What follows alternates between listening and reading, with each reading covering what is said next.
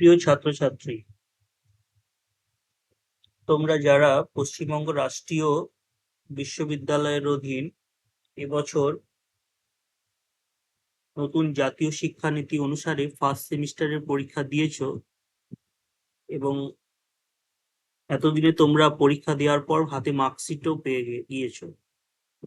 তো সেই মার্কশিটটাকে কিভাবে জানতে হয়, বুঝতে হয়, বা সেখানে কোন ভিত্তিতে একটি পেপারের উপরে পাস হচ্ছে, ফেল হচ্ছে, সেই ব্যাপারটাকে একটু জানানোর জন্যই আজকে আমি এই ভিডিওতে এসেছি।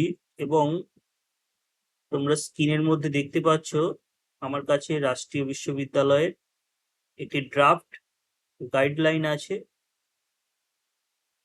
তোমরা যে এই মার্কশিট হাতে পেয়েছো, সেই মার্কশিট তৈরি হয়েছে এই ড্রাফট গাইডলাইনের ভিত্তিতে। সিগনেচার কপি দেখতেই পাচ্ছ, এটি রাষ্ট্রীয় বিশ্ববিদ্যালয়ের ওয়েবসাইটে তো দেওয়াও আছে, তথা ওয়েস্ট বেঙ্গল স্টেট ইউনিভার্সিটির যে অফিসিয়াল ওয়েবসাইট, সেখানে এই ড্রাফট অ্যাডভাইজারি গাইডলাইনটা তুলে দেওয়া আছে, তোমরা দেখতে পারো, বা আমার স্ক্রিনে এখন আমি তোমাদেরকে দেখাচ্ছি। এখানে মূলত একটি প্যারাগ্রাফ আমি তোমাদেরকে ব্যাখ্যা করব,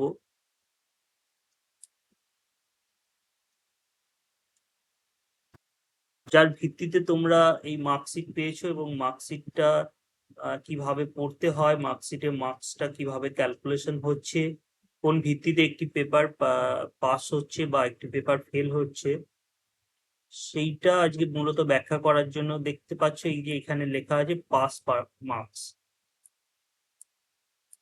এই পাস মার্কসের যে প্যারাগ্রাফ, সেই প্যারাগ্রাফটাই আমি তোমাদেরকে ব্যাখ্যা করব, এবং আহ, তারও একটি অংশ একটি পেপারের নেচারের উপরে আমি ব্যাখ্যা করব। পরবর্তীকালে সময় পেলে আরেকটি পেপারের নেচারের উপরে আমি ব্যাখ্যা করে দেবো।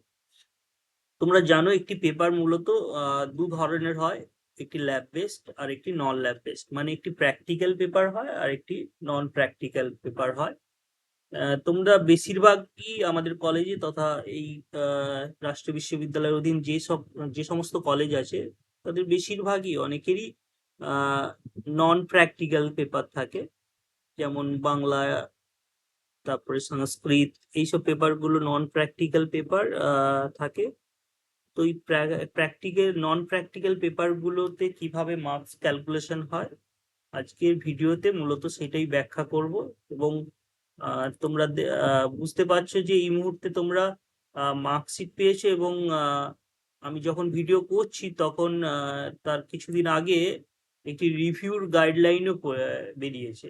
ইনফ্যাক্ট তোমরা যারা মনে করো যে আমার মার্কসটা কম এসছে, আমি রিভিউ করতে দিতে ইচ্ছুক, এবং কত নাম্বার পেলে আমার পাসটা হবে, সেটা একটা ক্যালকুলেটিভ পার্ট, সেটা তোমাদেরকে এই ক্যালকুলেশনের মাধ্যমে বুঝতে হবে। সেই জন্য আমি বলা একটা ব্যাপার, অ্যাজ এ শিক্ষক, অ্যাজ এ টিচার হিসেবে তোমাদেরকে বলি যে শুধুমাত্র পাস মার্কসের উপরে তোমরা বসে থাকলে হবে না। আমি অ্যাজ এ শিক্ষক হিসাবে তোমাদেরকে অ্যাডভাইস করব 100-র মধ্যে 100 পেতে। যত বেশি মার্কস পাবে ততই তোমাদের কেরিয়ারের পক্ষে ভালো। তবুও ক্যালকুলেটিভ পার্টটা যেহেতু জাতীয় শিক্ষানীতি এনইপি 2020-তে পশ্চিমবঙ্গ রাষ্ট্রীয় বিশ্ববিদ্যালয়ের অধীন যে সমস্ত কলেজের ছাত্রছাত্রী যারা এবছর ফার্স্ট সেমিস্টার দিয়েছো, এর আগে যে সিবিসিএস সিস্টেম ছিল সেখান থেকে এবছরের যে মার্কস ক্যালকুলেশন, সেটা একটি নতুন পদ্ধতিতে হবে। সেই পদ্ধতি হয়েছে, এবং সেটা কিভাবে তোমরা অনেকে যারা আমার কাছে ব্যক্তিগতভাবে এসেছো তাদেরকে আমি বুঝিয়েছি, এবং সামগ্রিকভাবে তোমাদেরকে সমস্ত ছাত্রছাত্রীদের কাছে পৌঁছে যাওয়ার জন্য আমি এই ভিডিওটা করছি। তোমরা বোঝার চেষ্টা করো। এখানে আমি তাহলে আজকে তোমাদেরকে উইদাউট প্র্যাকটিক্যাল একটি সাবজেক্ট যেটি প্র্যাকটিক্যাল নয়, সেই সাবজেক্টে পাস করার যে গাইডলাইন, সেখানে বলছে যে দুটো কন্ডিশনের কথা বলছে। দুটো কন্ডিশনকে কিন্তু একই সাথে ফুলফিল হতে হবে, তবেই তোমরা কিন্তু একটি পেপারের উপরে পাস অথবা ফেল করতে, ফেল অপশনটা থাকবে, মানে রিমার্কের জায়গায় পাস আর ফেল কথাটা উল্লেখ থাকবে।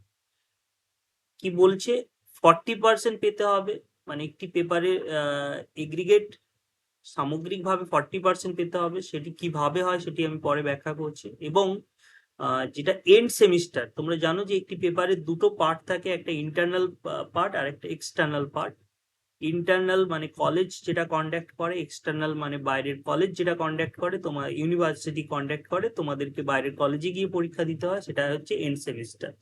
সো সামগ্রিকভাবে ইন্টারনাল এক্সটার্নাল মিলে তোমাদেরকে 40% পেতে হবে, এবং এক্সটার্নাল পরীক্ষায় তোমাকে 30% অবশ্যই পেতে হবে। এই দুটো কন্ডিশন ফুলফিল করলেই তবেই তোমাদের কাছে একটি স্যাম্পল আমি মার্কশিট দেখাচ্ছি।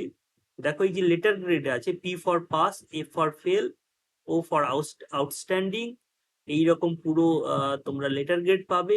এফ যে লেটার গ্রেডে থাকবে সেটাকে ফেল ইমপ্লাই করে। তার মানে তোমার এই সেমিস্টারটা, এই যে এসএনসি 1 বলতে গেলে বোঝাচ্ছে সাবজেক্ট নট ক্লিয়ার, সেমিস্টার 1।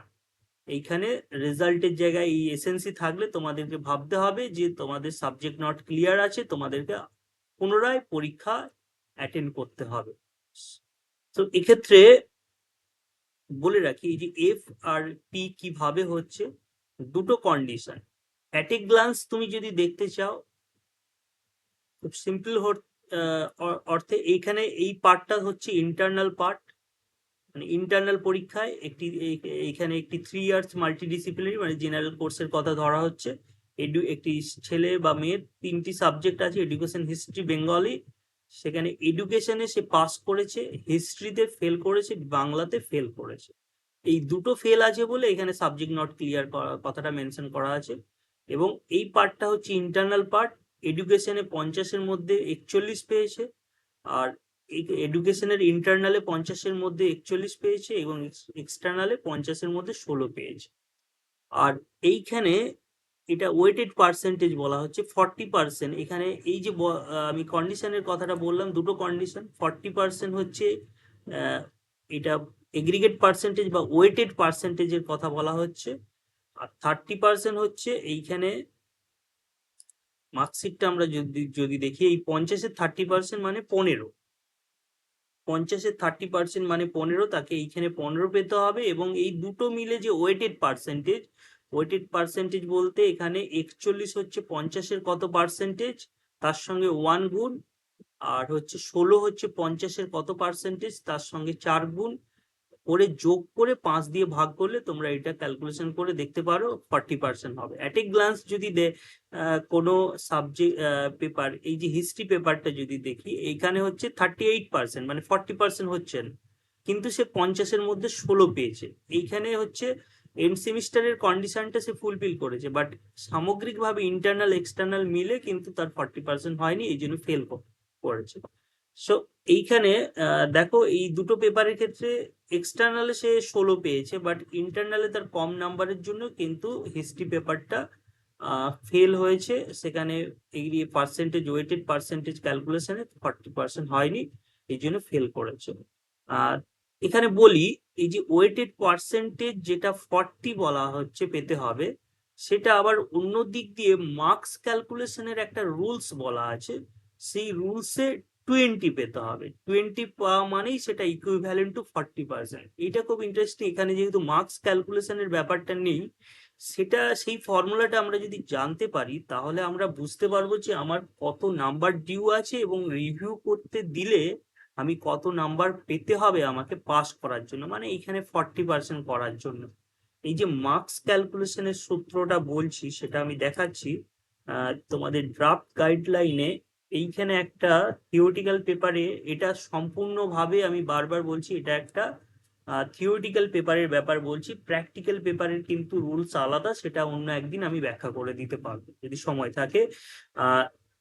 আমি এখানে দেখো, final marks out of 50 is calculate, বা এই সিম্পল এই যে ফর্মুলাটা, এই ফর্মুলাটার দিকে লক্ষ্য করো। এখানে 4 ইন্টু এমটি বলছে, মানে এমটি বলতে এটা এন্ড সেমিস্টার এক্সামিনেশন বা থিওরিটিক্যাল পেপার, যেটা বাইরে কলেজে গিয়ে পরীক্ষা দিয়ে যে নাম্বারটা পেতে হয়, মানে এই মার্কশিটে যেটা হচ্ছে 16, এই যে এডুকেশন পেপারে 16 পেয়েছে, এর সঙ্গে 4 গুণ করতে হবে, এবং 1 ইন্টু এমটিইউ ইন্টারনাল পেপারের সঙ্গে 1 গুণ করে ডিভাইডেড বাই 5 করলে সেখানে আমি কিন্তু এক্সাক্ট কত নাম্বার আউট অফ 50 পেয়েছি সেই মার্কস ক্যালকুলেশনে হয় আর কি, মানে এই যে 40%টা ওই ইকুইভ্যালেন্ট টু ওই মার্কস ক্যালকুলেশনের রুলসে 20 হতে হবে। এবার আমি তোমাদেরকে বোঝানোর জন্য আমি এখানে জাস্ট করেও রেখে ক্যালকুলেশনটা করেও রেখেছি। দেখো এখানে হিস্ট্রি পেপারটা যদি ধরি, হিস্ট্রি পেপারে একটি মেয়ে বা ছেলে এই মার্কশিট অনুসারে ও 50-এর মধ্যে 33 পেয়েছে। 33-এর সঙ্গে 1 গুণ করতে হবে, ড্রাফট গাইডলাইন অনুসারে 1 গুণ করেছি 33-এর সঙ্গে। আর এক্সটার্নাল পেপারটায় ও 16 পেয়েছে, মানে 50-এর মধ্যে 16 পেয়েছে। 4 × 16, এই দুটো যোগ করলে আমাদের 97 হচ্ছে। 97 ডিভাইডেড বাই 5 করলে 19.4, যেটা হওয়া উচিত ছিল 20 হওয়া উচিত ছিল অ্যাজ পার ওই 40%টা হচ্ছে। যদি মার্কস ক্যালকুলেশনের রুলসে ধরি তাহলে এইটা আমার হতে হবে 20, কিন্তু সে 19.4 পেয়েছে বলে এই দিক দিয়ে আমরা ভাবলে তাহলেও এই মেয়েটি বা ছেলেটি ফেল করেছে। ঠিক আছে, যেটা মার্কস ক্যালকুলেশনের রুলসে ধরলে 40 হবে, সরি 20 হওয়া উচিত ছিল। বাট এইখানে এই পেপারটার ক্ষেত্রে যদি আবার দেখি, এডুকেশনে ও ইন্টারনালে পেয়েছে 50-এর মধ্যে 41 এবং এক্সটার্নালে পেয়েছে 50-এর মধ্যে 16। তাহলে এখানে যদি আমি মার্কস ক্যালকুলেশনে 1 × 41 প্লাস 4 × 16, এখানে 105 যোগ করলে টোটাল দুটো ডিভাইডেড বাই 5 করলে 21, মানে যেটা 20 হওয়া উচিত ছিল ও এক এক্সট্রা পেয়েছে, মানে 20 হয়ে গেছে। এই জন্য এই পেপারটা ক্ষেত্রে পাস রিমার্কস এসছে। আর এই যে ওয়েটেড পার্সেন্টেজটা আমি বলে দিচ্ছি, ওয়েটেড পার্সেন্টেজটা ক্যালকুলেশন হচ্ছে কিন্তু পার্সেন্টেজ, মানে 41 বা 33, 50-এর কত পার্সেন্টেজ সেটা ক্যালকুলেশন হয়। 33 ডিভাইডেড বাই 50 × 100, এটা একটা হবে, প্লাস এর সঙ্গে 1 গুণ করতে হবে। আবার 16 ডিভাইডেড বাই 50 × 100 করে যেটা হবে 16 50-এর কত পার্সেন্টেজ সেটা বেরোবে, তার সঙ্গে 4 গুণ করতে হবে, করে দুটোকে যোগ করতে হবে, করে তাকে 5 দিয়ে ভাগ করলে কিন্তু দেখবে এটা 38.80% এসছে। আমি যদি তোমাদেরকে একটা দেখিয়ে দিই, সেটাও আই থিঙ্ক হেল্পফুল হবে। ওয়েটেড পার্সেন্টেজের রুলসে 33 হচ্ছে 50-এর কত percentage, divided by 50 into 100 into 100। এই জিনিসটা করলে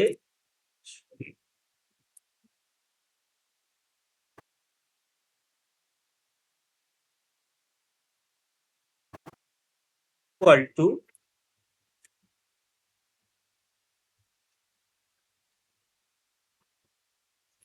এখানে 0.66%, মানে 66% হচ্ছে। ঠিক আছে, তোমরা বাড়িতে ক্যালকুলেশন করে দেখো, এইটা হচ্ছে 66%। আচ্ছা, এইবার 16 50-এর কত percentage, 16 divided by 50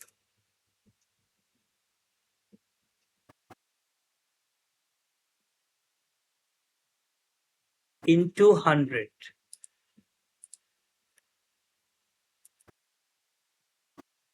equal to, এটা হবে 32%। ঠিক আছে, তাহলে ওয়েটেড পার্সেন্টেজের রুলসে আমি বলেছি যে ইন্টারনাল পরীক্ষার যে পার্সেন্টেজ হবে, মানে 66 ইন্টু 1 প্লাস 32 ইন্টু 4। আচ্ছা, এটা আমরা আগে যোগ করে নিই, তারপরে আমরা দেখছি। 66 plus 68 equal to 134, I think, sorry এটা হচ্ছে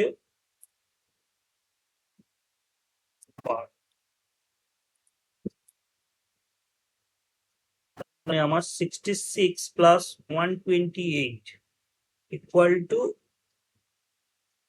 194।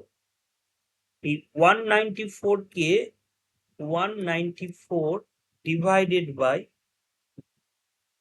5 যদি করা যায় ডিভাইডেড বাই 5 ইকুয়াল টু, দেখো তোমরা ক্যালকুলেটর ইউজ করতে পারো, দেখবে এটা হচ্ছে 38.8%। মানে এই যে আমার এই জায়গাটা কি কি করে আমার 38.8% হচ্ছে, সেই ক্যালকুলেশনটা আমরা দেখিয়ে দিলাম। এবার তাহলে আমাদেরকে মার্কস ক্যালকুলেশনের রুলসটাও জানতে হবে, আর এটা তো বাই অটোমেটিক ক্যালকুলেশন হয়ে তোমাদের মার্কশিটে দেয়াই থাকবে। অ্যাট এ গ্লান্স তোমরা দেখবে যে দুটো কন্ডিশনের কথা বলেছি। অ্যাট এ গ্লান্স দেখতে গেলে এখানে 15 থাকতে হবে, এখানে 40% থাকতে হবে, তাহলেই তুমি পাস করবে। দেখো এই পেপারে এখানে ওর 15ও নেই, দুটো কন্ডিশন, এই বাংলা পেপারটায় দুটো কন্ডিশনই ব্রেক করেছে। এখানে 10 আছে, এখানে 30% আছে, মানে দুটো কন্ডিশনই ব্রেক করেছে, এই জন্য ফেল করেছে। এখানে দেখো দুটো কন্ডিশনই পাস করেছে, মানে এখানে 15 পাওয়া দরকার ছিল, 16 পেয়েছে, এখানে 42% হয়ে গেছে, যেটা 40-এর ওপরে, এই জন্য পাস করেছে। কিন্তু মার্কস ক্যালকুলেশনের রুলসটা আমি কেন দেখালাম, এটা তোমাকে বিচার করতে হেল্পফুল করবে যে কত পেলে আমাকে। একটা ব্যাপার যেটা আমি বলা উচিত, সেটা হচ্ছে তোমরা কিন্তু নেক্সট টাইম যখন আবার সেমিস্টার 1-এর এই যে পেপারগুলো ডিউ আছে, এটা যদি রিভিউ করেও যদি না উত্তীর্ণ হও, তখন তোমাদের কিন্তু এই পেপার ক্লিয়ার করতে হবে, মানে পরীক্ষা বসতে হবে এই দুটো পেপারের ওপরে।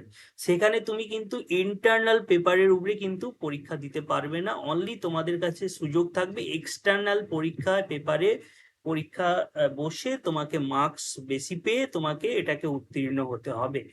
যেখানে এই ক্ষেত্রে দেখো এই 50-এর 35 পেয়েছে এবং 50-এ 10 পেয়েছে, এখানে ওকে কত পেলে ও এখানে পাস করবে, এক্সট্রা কত পেলে, বা এখানে যে ফেল আছে এখানে এক্সট্রা কত, যদি রিভিউ করা যায় এক্সট্রা কত পেলে এখানে পাস করা যাবে, এই দুটো আমরা যদি ধরি তাহলে তোমাদের বুঝতে সুবিধা হবে। এটা তো পাস করে গেছে যখন, এখানে আর ভাবনার কোনো দরকার নেই। এই দুটো হিস্ট্রি আর বাংলা নিয়ে আমাদের চিন্তা, মানে যে ছেলেটি বা মেয়েটির এটি মার্কশিট, তার চিন্তা history R Bangla.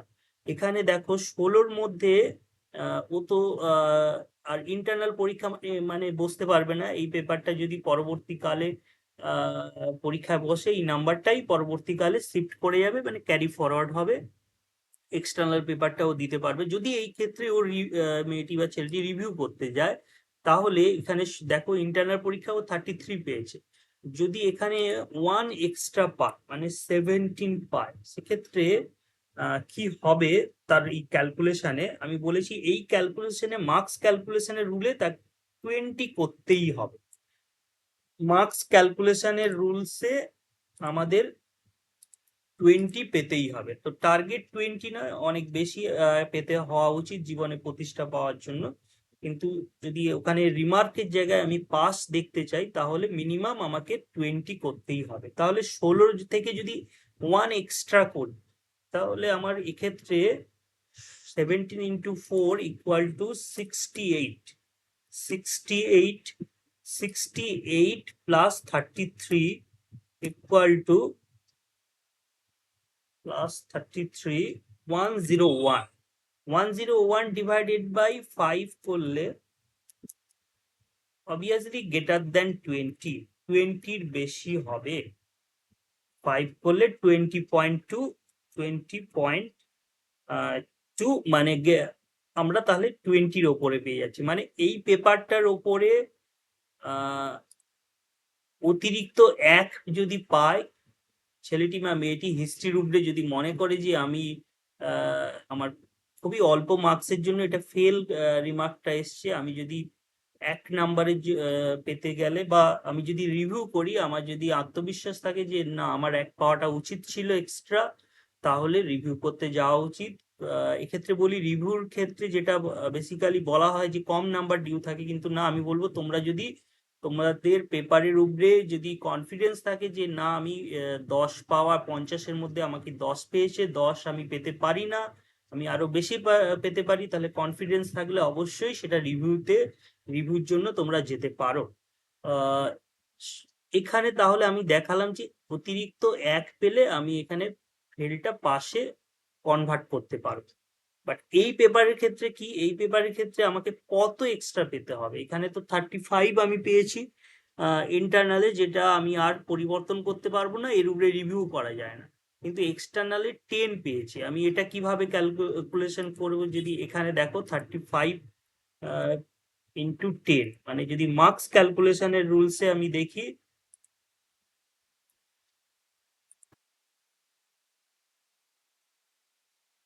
40,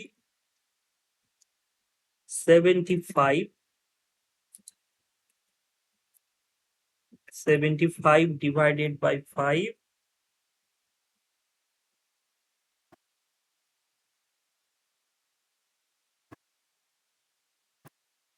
equal to 50।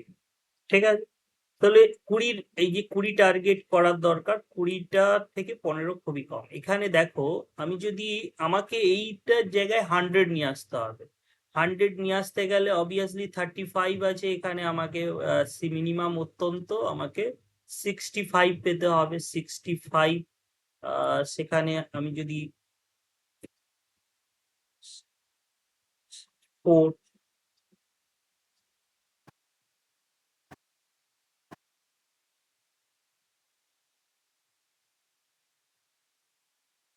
এখানে 17 পেলে দেখো অত্যন্ত 16×4 = 64 হচ্ছে। 64 হলে হবে না, 16 করলে 16 পেলে 64 হচ্ছে, 1 নাম্বার তাও ডিউ থেকে যাচ্ছে 64, মানে এখানে 99 হচ্ছে। 99-এ হবে না, আমাকে 17 করলে, যদি এক্সটার্নালে আমি অতিরিক্ত এখানে, তাহলে 68 হবে। দেখো 68 হলে কিন্তু অ্যাবাভ 100 হয়ে যাচ্ছে।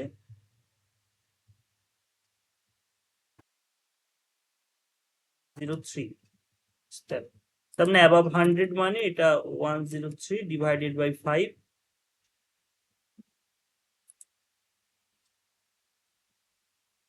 মানে 20.6 হয়ে যাচ্ছে।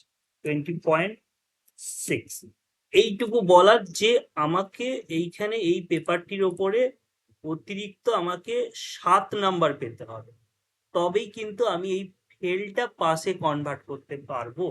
এবার সেই ছেলেটি বা মেয়েটির নিজের বিচার্য বিশ্লেষণে সে অনুভব করতে পারবে যে আমি কিরকম পরীক্ষা দিয়েছি বা আমার কি পাওয়া উচিত ছিল। যদি আমার এই মানে 7 একটু অতিরিক্তই নাম্বার আমাকে রিভিউ করে আমি পেতে পারি, যদি আমি মনে করি, কনফিডেন্স হই, তাহলে রিভিউ করতে যাওয়া উচিত। যদি মনে করে যে না, আমি ভালো পরীক্ষা দিইনি, আমি 7 এই অতিরিক্ত পেতে পারি না, তাহলে ওয়েট ফর দ্য নেক্সট। তোমাকে নেক্সট যখন অড সাইকেলটাকে রিপিট হবে পরীক্ষা, তখন এই পেপারটার উপরে ফর্ম ফিল আপ করে তোমাকে পরীক্ষা দিতে হবে। তখন কিন্তু তোমার এই 35 অলরেডি ইনট্যাক্ট থাকবে, মানে ক্যারি ফরওয়ার্ড হবে। কিন্তু এখানে তোমাকে অত্যন্ত 17 পেতেই হবে। টার্গেট আমি বলেছি, অ্যাজ এ শিক্ষক হিসাবে তোমাদের টার্গেট থাকা উচিত 50-র মধ্যে 50 পাওয়া উচিত। বাট এই যে টেকনিক্যাল পার্টটা আমি বোঝানোর জন্যই কিন্তু আজকে এই ভিডিওটা করলাম। আহ আশা করি তোমাদের ব্যাপারটা ক্লিয়ার হলো, যেহেতু তোমরা মার্কশিট হাতে পেয়েছো, এবং রিভিউ করতে যাবে কি যাবে না সেটাও একটা ব্যাপার, কারণ রিভিউ করতে গেলে তোমাদের কিছু ফিজ লাগবে। সেটাও অ্যাজ পার গাইডলাইন ইউনিভার্সিটির নোটিফিকেশনে দেওয়াই আছে। পুরো রিভিউ নোটিফিকেশনটা ভালো করে পড়বে। ওয়েস্ট বেঙ্গল স্টেট ইউনিভার্সিটির যে এক্সাম পোর্টাল আছে, সেই পোর্টালে রিভিউ নোটিশটা দেওয়া আছে। এবং পুরো মার্কস যে এনইপি সিস্টেম, এটা পুরো সবসময় এইভাবেই ক্যালকুলেশন হয়ে থাকবে। তোমাদের পরবর্তী সেমিস্টারগুলোতেও এই ব্যাপারটা এইভাবেই চলবে। অতএব বি কেয়ারফুল, তোমরা একটু সচেতন থাকবে। তোমাদেরকে পাস করতে গেলে কিন্তু নট এখানে 15 হতে হবে, 15 শুধু পেলে হবে না, 15 তো পেতেই হবে। 50-এর 30%, মানে 15 এখানে থাকতেই হবে এন্ড সেমিস্টারে। আবার এই যে মার্কস ক্যালকুলেশনের রুলসের 20 হতে হবে, অথবা এইখানে 40% থাকলেই তোমার হয়ে যাবে। ওয়েটেড পার্সেন্টেজটাও কিভাবে ক্যালকুলেশন হয় সেটা আমরা বুঝিয়ে দিলাম। সো থ্যাংক ইউ, আশা করি তোমরা এটা বুঝতে পেরেছো। এবং পরে আমি ল্যাব বেসড ব্যাপারটা নিয়ে, যে পেপারটা প্র্যাকটিক্যাল আছে, পরে আমি কোনোদিন ল্যাব বেসড পেপারটা বুঝিয়ে দেবো কিভাবে মার্কস ক্যালকুলেশন হয়। ওকে।